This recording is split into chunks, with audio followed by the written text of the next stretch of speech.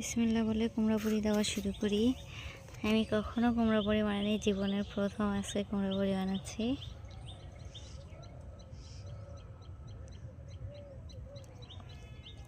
জানি না কেমন হবে।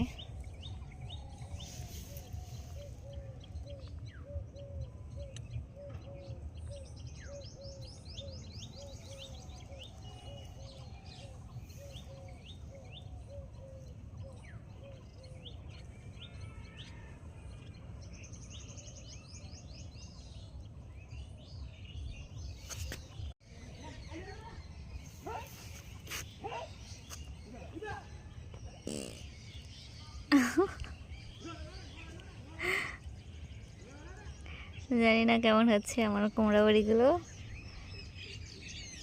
জীবনে ফার্স্ট টাইম বানাচ্ছি। আসলে এই বাবা মার বাসায় থাকলে কত সুবিধা, কত কিছু করতে হয় না।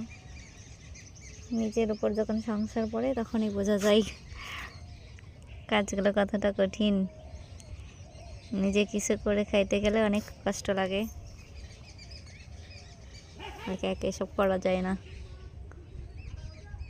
অনেক দিন হচ্ছে বানাবো কিন্তু সময়ই হচ্ছে না।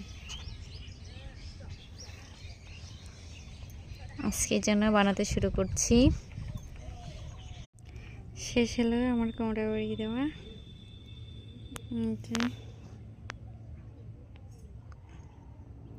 সবগুলা কুমড়া বড়ি বানালাম।